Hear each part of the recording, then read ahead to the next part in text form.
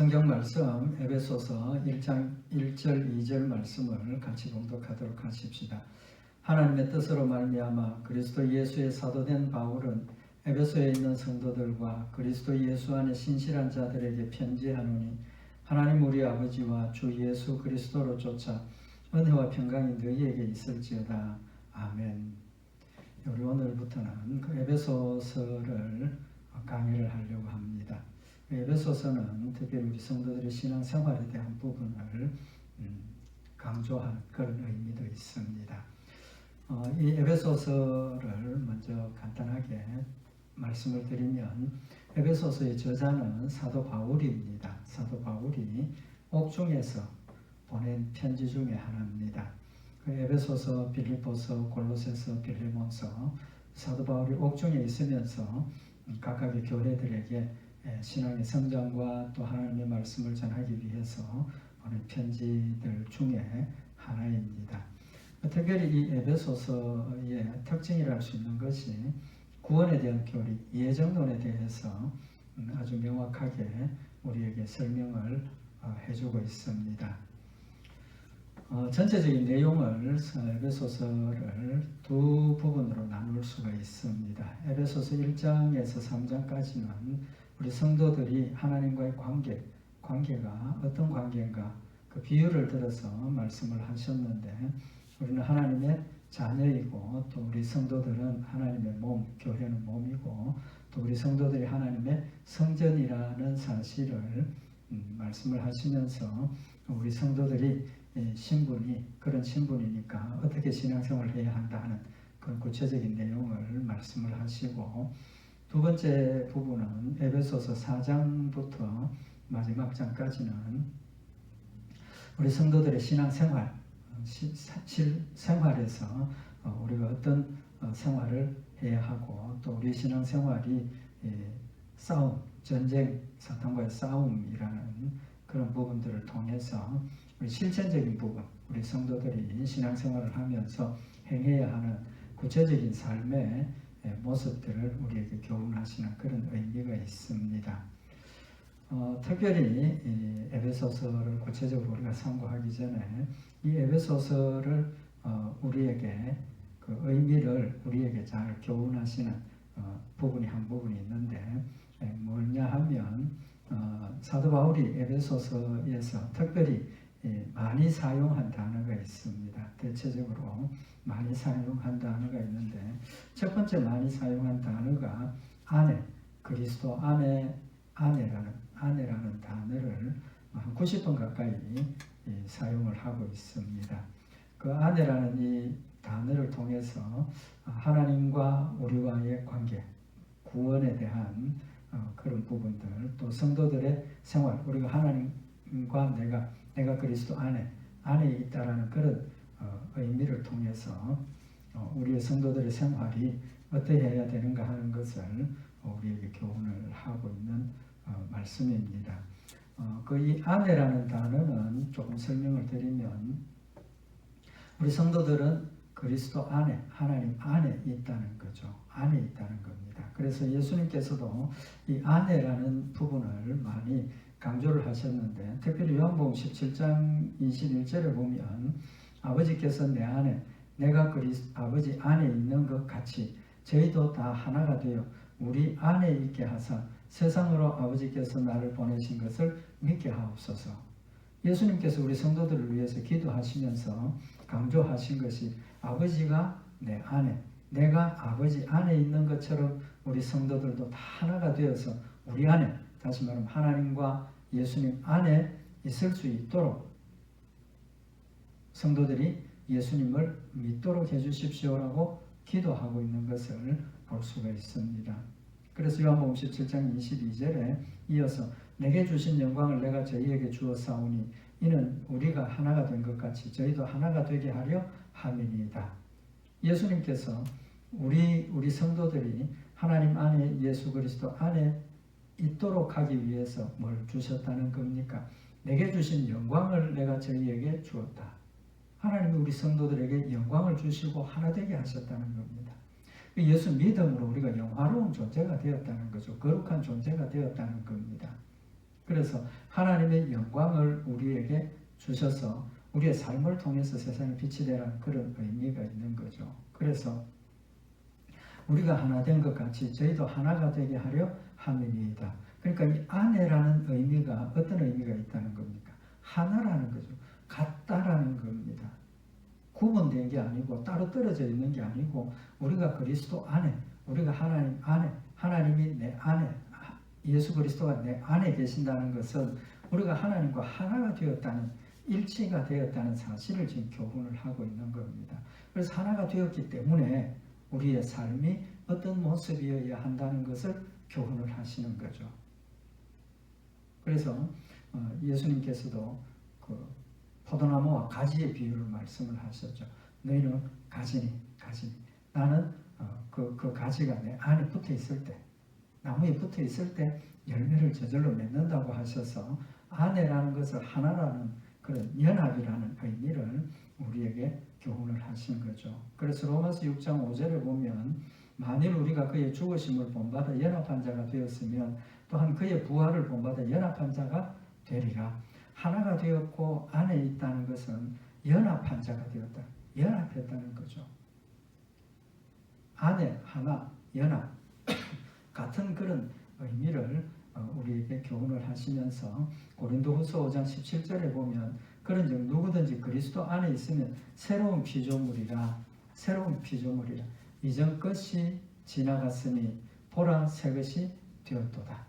이전 것은 지나가고 우리가 그리스도 안에 있게 됨으로 해서 우리는 새로운 피조물이 되었다는 겁니다.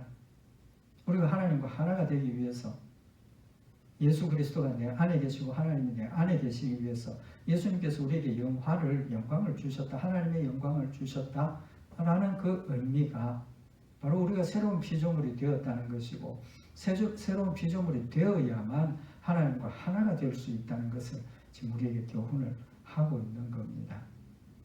그래서 좀 전에 말씀드린 것처럼 요한복음 15장 4절에 내 안에 거하라 나도 내 안에 거하리라. 가지가 포도나무에 붙어 있지 아니하면 절로 과실을 맺을 수 없음 같이 너희도 내 안에 있지 아니하면 그러하리라. 포도나무와 가지의 비유를 들어서 내 안에 거하라는 겁니다. 거하라. 살아라는 거죠. 그 안에서 산다는 겁니다. 그래서 단순히 연합, 하나됨의 의미를 넘어서 하나가 되어서 같이 행동하고 같이 열매 맺는 그런 의미를 지금 우리에게 교훈을 하시는 거죠. 특별히 하나가 되었다는 것, 아내라는 그 의미를 통해서 우리에게 주시는 중요한 교훈 중에 하나가 뭐냐 하면 우리가 그리스도 안에 있다. 그리스도가 내 안에 있고 내가 하나가 되었다 하는 것은 우리의 소속을 지금 우리의 교훈을 하시는 겁니다. 단순히 그냥 하나가 되었다, 연합했다 그런 의미를 넘어서 하나가 되고 연합했기 때문에 우리의 소속이 어디냐는 겁니다. 그래서 요한복음 15장 19절에 보면 하나됨을 말씀을 하시면서 내가 세상에 속하였으면 세상이 자기의 것을 사랑할 터이나 너희는 세상에 속한 자가 아니요 도리어 세상에서 나의 택함을 입은 자인 고로 세상이 너희를 미워하느니라. 하나가 되었다는 그 아내라는 그 의미는 내가 그리스도 안에 있다는 것은 내가 이제 그리스도에게 속했다는 겁니다. 그리스도 안에 속해졌다. 그 의미가 뭡니까? 이제 내가 아니라는 거죠. 독립된 내가 아니라는 겁니다. 그리스도 안에 속해졌기 때문에 나의 주인이 누굽니까? 그리스도시고 나의 주인이 하나님이시고 우리를 다스리시고 지배하시는 분이 하나님이시라는 사실을 우리에게 다시 한번 교훈을 하시면서 우리가 하나님께 속했기 때문에 이제는 세상과 분리되었다는 겁니다. 분리되었다. 그래서 요한복음 17장 16절에 보면 내가 세상에 속하지 아니함 같이 저희도 세상에 속하지 아니하였사옵나이다. 우리가 그리스도 안에 속함으로 해서 이제는 세상 가운데서 살던 우리의 삶이 그리스도 안으로 옮겨졌고 안으로 옮겨졌다는 것은 그리스도에게 속했다는 겁니다. 그리스도의 것이 되었다는 겁니다. 이제 앞으로도 상고를 하겠지만 성도, 우리 성도들 성도라고 부르는 이유가 뭡니까? 거룩한 백성. 거룩이라는 의미는 구별되었다는 겁니다. 구별되었다. 더럽고 죄악된 그 모든 것에서 구별되어서 거룩하고 깨끗한 자가 되었고 거룩한 자가 되었다는 그 의미는 이제는 하나님의 것이 되었고 하나님의 소속이 되었다는 사실을 이야기를 하는 거죠. 그래서 아내라는 이 단어를 통해서 우리가 그리스도 안에, 하나님 안에 우리의 정체성을 명확하게 지금 교훈하시고 선언하시는 의미가 있는 겁니다. 이제 이 부분은 우리 말씀을 참고를 하면서 좀 더 구체적으로, 좀 반복적으로 나오겠지만 참고를 하도록 하고, 두 번째 많이 사용된 단어가 뭐냐 하면 은혜라는 단어입니다. 은혜, 하나님의 은혜. 그 은혜라는 이 단어는 복음의 핵심이죠. 복음의 핵심입니다. 그래서 사도행전 20장 24절에 나의 달려갈 길과 주 예수께 받은 사명 곧 하나님의 은혜의 복음 증거하는 일을 마치려 하면은 나의 생명을 조금 더 귀한 것으로 여기지 아니하노라. 하나님의 은혜의 복음을 증거하는 일. 그러니까 복음의 핵심이 하나님의 은혜를 우리에게 깨우쳐 주시고 하나님의 은혜를 우리가 느끼게 하시고 하나님의 은혜를 분별하게 하시는 그런 의미가 있다는 거죠. 그래서 이 에베소서를 통해서 계속해서 우리가 하나님의 은혜를 받은 자, 하나님의 사랑을 입은 자, 하나님의 놀라운 축복을 받은 자, 그걸 강조를 하면서 우리가 하나님의 은혜를 입었으니까 어떤 삶을 살아야 할 것이다 라는 실제적인 부분을 지금 우리에게 교훈을 하게 되는 겁니다. 그래서 사도행전 20장 24절에도 사도 바울이 그 은혜의 복음을 자기가 가졌기 때문에 그 복음에 대한 하나님에 대한 자세를 사도 바울이 고백한 게 뭡니까? 하나님이 자신에게 주신 하나님의 은혜의 복음을 증거하는 일을 마치려 하면 그 사명을 잘 감당하기 위해서는 나의 생명을 조금 더 귀한 것으로 여기지 아니한다라고 고백을 하고 있는 겁니다. 하나님의 은혜를 깨닫고 나니까 내 육신의 생명 이것 아무것도 아니라 하나님의 복음을 위해서 하나님의 말씀 전하는 것을 위해서 내 이 생명 버리는 것 아무것도 아니라 그만큼 그 하나님의 은혜에 감명이 되고 감동받고 또 하나님 은혜에 감사하게 되면 우리 모든 것들을 다해서 하나님께 충성하게 되고 하나님 말씀을 순종한다는 사실을 죽기까지 순종한다는 사실을 지금 나타내고 있는 거죠. 그래서 하나님 안에 은혜 이 두 단어를 통해서 우리가 하나님으로부터 받은 은혜와 사랑을 우리에게 다시 한번 깨우쳐 주시고 그 은혜의 결과가 우리가 하나님과 하나가 되었다는 사실을 우리에게 깨우쳐 주셔서 우리 성도들은 하나님의 것이 되었기 때문에 어떤 식으로 우리의 삶을 살아야 할 것인가 하는 구체적인 내용을 지금 우리에게 교훈을 하게 되는 겁니다. 은혜의 의미가 복음이 핵심의 은혜라 그랬는데 그 은혜의 의미를 좀 더 정확하게 우리에게 교훈하시는 것이 우리가 로마서 상고하면서 이미 말씀을 상고를 했지만 로마서 11장 6절에 만일 은혜로 된 것이면 행위로 말미암지 않음이니 그렇지 않으면 은혜가 은혜되지 못하느니라.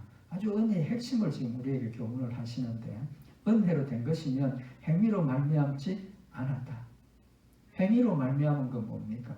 행위로 내가 어떤 것을 얻은 것은 내 행동에 대한 열매고 보상이고 어떤 그 대가입니다. 그죠? 근데 내가 구원을 얻은 것은 은혜로 된 것이라는 겁니다. 은혜로 된 것이기 때문에 우리가 감사해야 되고 은혜로 된 것이기 때문에 우리가 하나님 앞에 영광 돌리는 힘이 된다는 겁니다.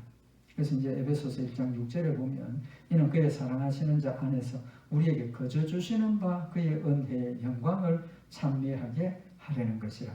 이제 우리가 앞으로 더 참고를 하겠지만 하나님께서 우리에게 은혜를 주신 것은 은혜의 영광, 은혜의 결과가 우리가 하나님의 영광을 받는 그런 결과가 무엇 때문이냐는 겁니다. 그의 사랑하시는 자 안에서 우리에게 거저 주시는 것. 하나님 우리에게 거저 주시는 겁니다. 은혜죠. 선물입니다. 값없이 주시는 겁니다.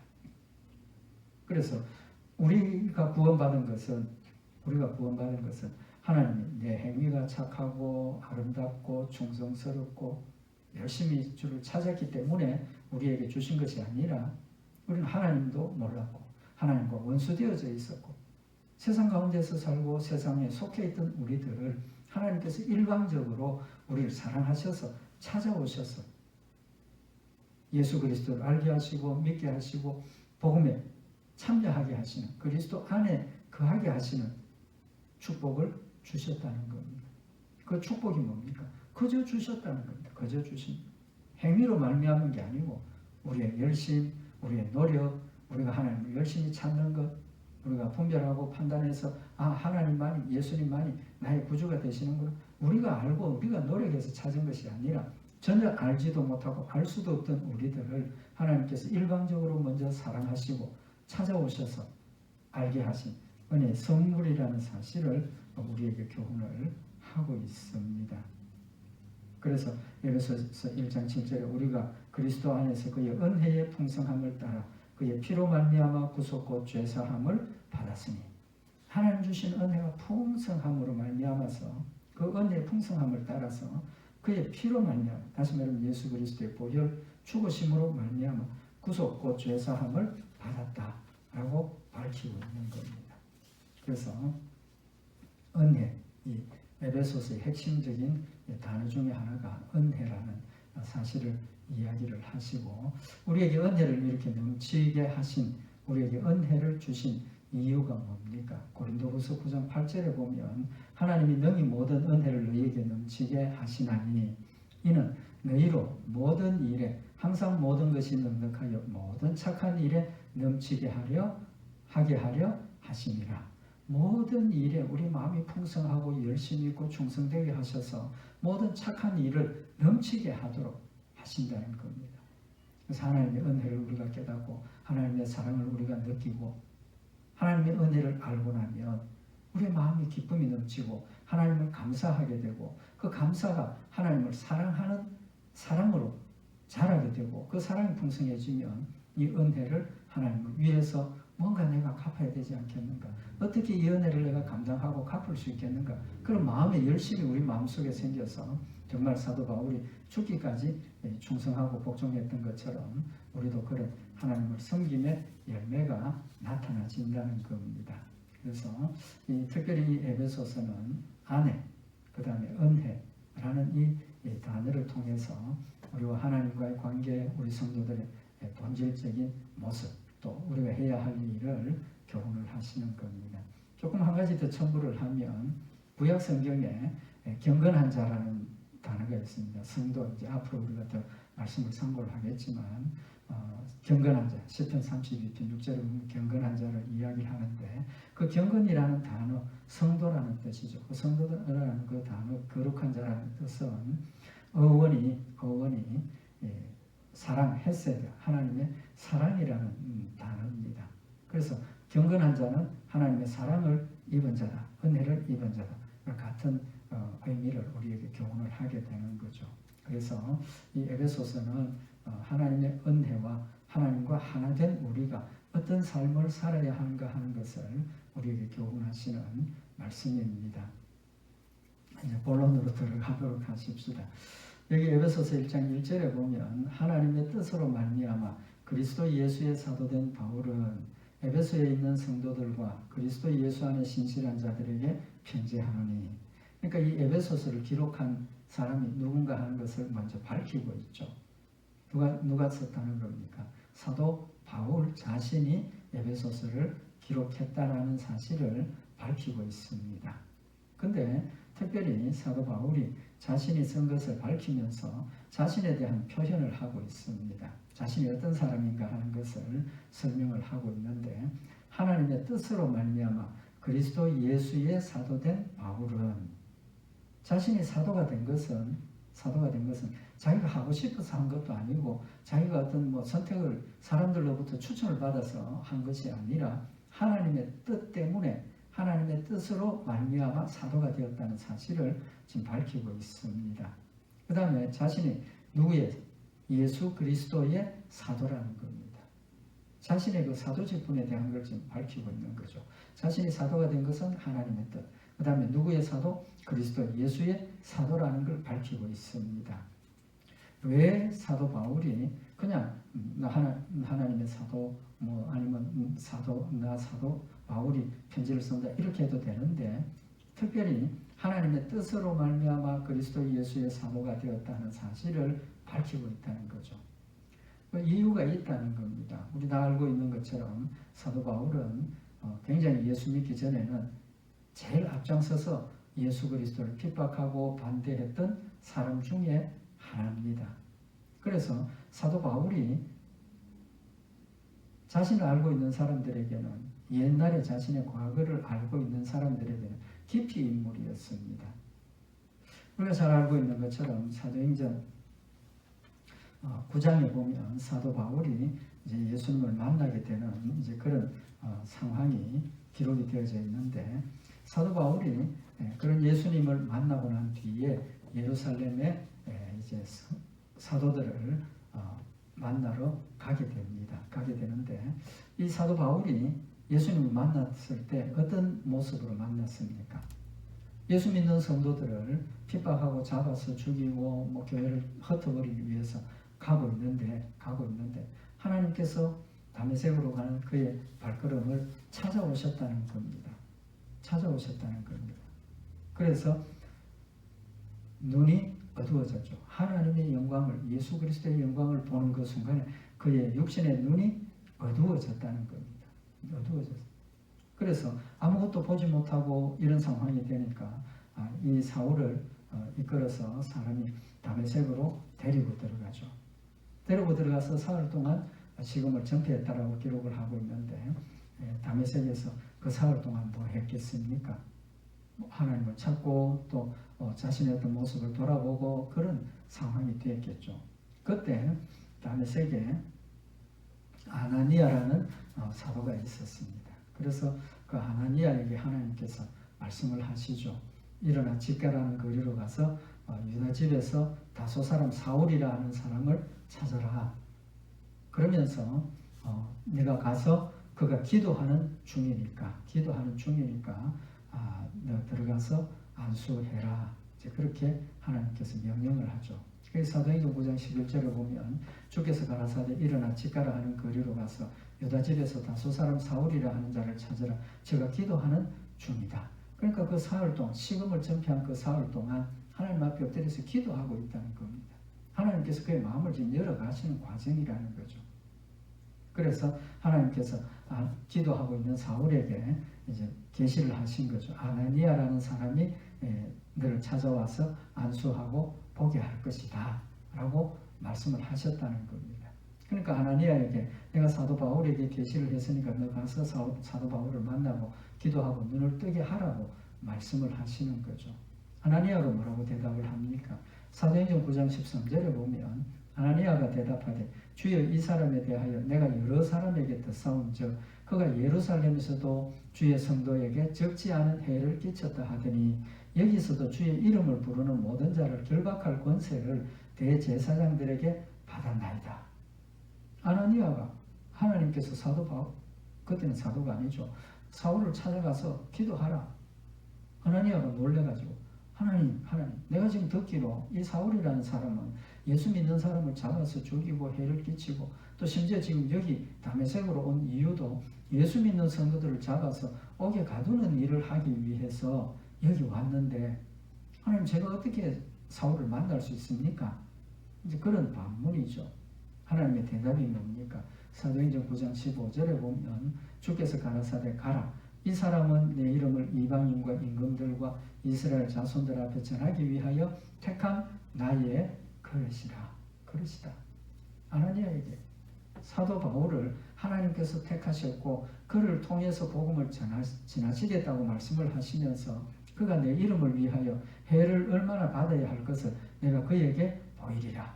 사도 바울의 앞날이 편안한 게 아니라는 거죠. 복음을 전하기 위해서 많은 해를 받아야 된다.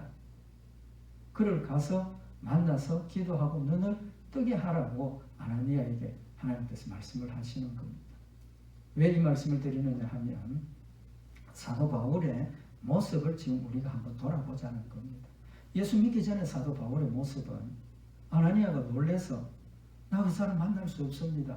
교회를 핍박하고 해를 끼치는 그런 사람입니다. 그렇게 지금 받아들이고 있는 거죠. 또 사도행전 9장에 보면 이제 그가 눈을 뜨고 사울이 예루살렘에 가서 제자들을 사귀기 위해서 찾아갔습니다.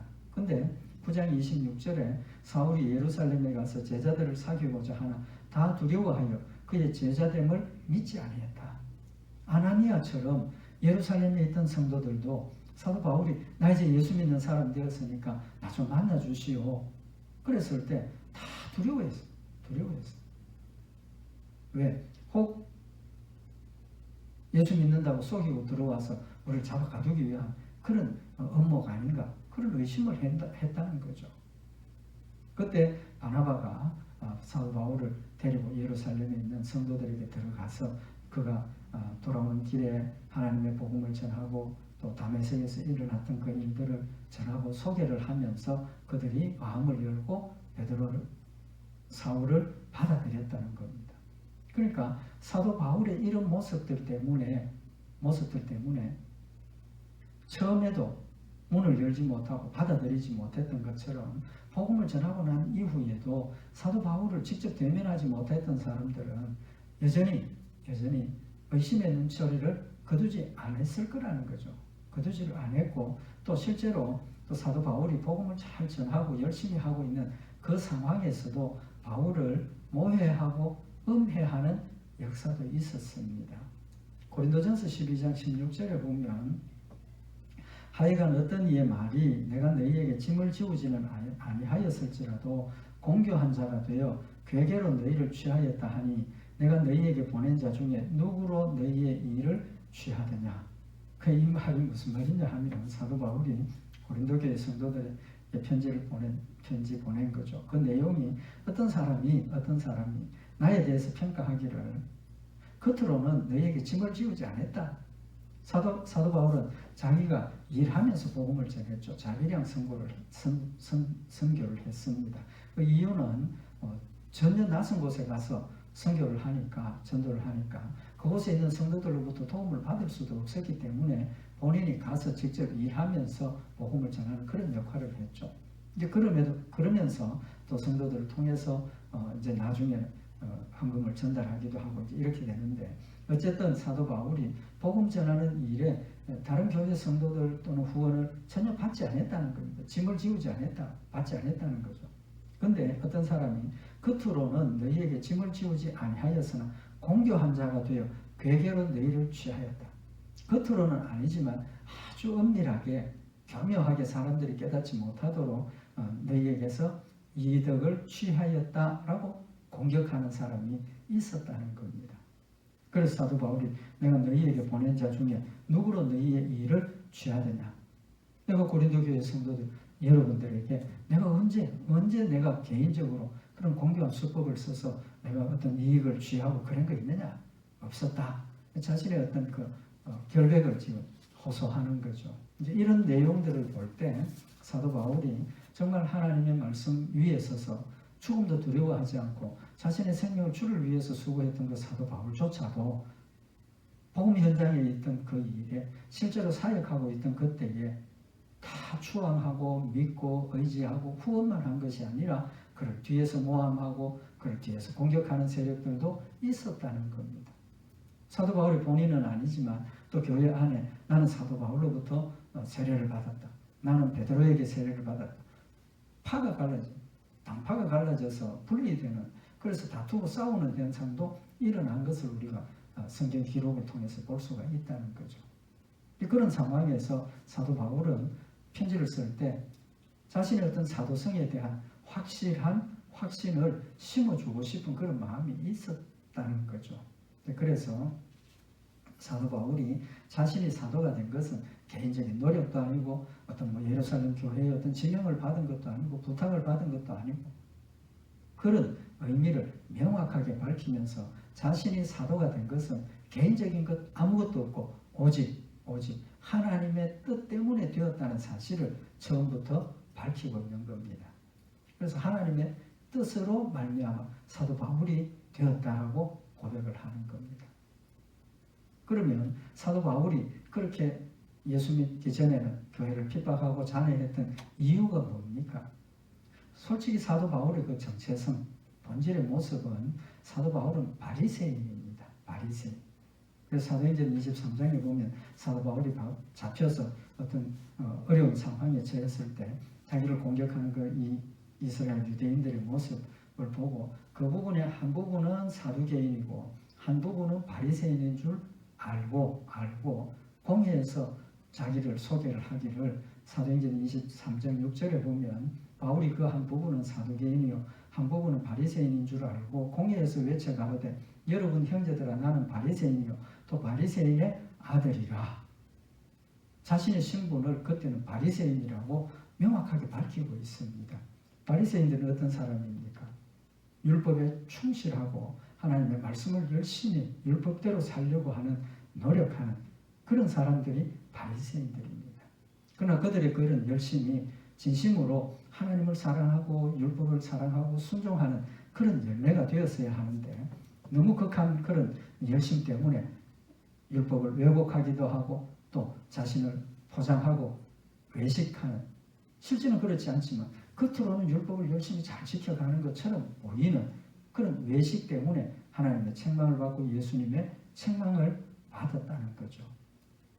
그래서 그런 사도 바울이었기 때문에 사도 바울이 예수를 믿었다는 것은 다른 사람들이 볼 때 쉽게 이해가 안 된다는 거죠. 쉽게 이해가 안 된다는 겁니다. 그런 상황이니까 사도 바울이 자꾸 반복적으로 예수 그리스도 하나님의 뜻, 하나님에 의해서 내가 사도가 되었다는 것을 자꾸 밝히게 되는 거죠. 그래서 하나님의 뜻으로 말미암아 그리스도 예수의 사도가 되었다라고 밝히고 있는 겁니다. 그래서 고린도전서 15장 10절에 보면 그러나 나의 나된 것은 하나님의 은혜로 된 것이니 내게 주신 그의 은혜가 헛되지 아니하여 내가 모든 사도보다 더 많이 수고하였으나 내가 아니요 오직 나와 함께 하신 하나님의 은혜로다. 자신이 사도가 된 그 자체가 하나님의 은혜라는 사실을 명확하게 밝힐 수 있는 또 내용이 된다는 거죠.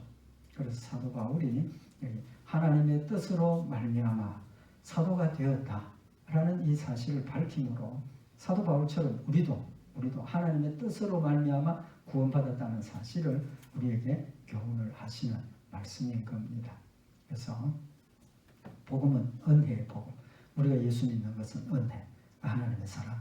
그 사랑은 하나님의 뜻, 하나님의 주권적인 사역, 선택의 사역이었다는 사실을 우리에게 교훈을 하고 있는 말씀입니다. 오늘 이 말씀 다시 한번 마음에 새겨서 우리는 하나님의 뜻으로 하나님의 자녀가 되었다는 것. 사도 바울이 하나님의 사도가 된 것처럼 우리 하나님의 뜻으로 하나님의 것이 되었고 하나님의 종이 되었고 하나님의 자녀가 되었고 하나님의 사명자가 되었다는 사실 우리도 다시 한번 마음에 새겨서 사도 바울이 하나님 주신 그 은혜에 힘을 다해서 충성하는 것처럼 우리도 힘을 다해서 하나님을 사랑하고 충성하는 복된 성도들 되시기를 바랍니다. 기도드리십시다. 사랑의 하나님 아버지, 하나님을 알지 못하고 하나님 주신 뜻을 깨닫지 못하여서 하나님 주신 놀라운 은혜의 역사를 가장 앞장서서 반대했던 그 사울을 하나님 찾아가셔서 예수를 알게 하시고 믿게 하시고 하나님의 은혜에 풍성하게 체험받게 하셔서 예수를 믿게 하시고 주를 위해서 죽기까지 충성한 사도로 세우신 하나님의 놀라운 능력의 역사를 다시 한번 우리의 마음에 새기는 시간이 되게 하시고 우리들에게도 동일한 은혜를 주셨음을 다시 한번 마음에 새겨서 우리도 사도 바울처럼 하나님 주신 은혜를 귀하게 여기고 감사하게 여기며 힘을 다해서 하나님을 사랑하고 충성하는 복된 성도들 되도록 축복하여 주시옵소서. 우리 주 예수 그리스도의 이름으로 기도드리옵나이다. 아멘.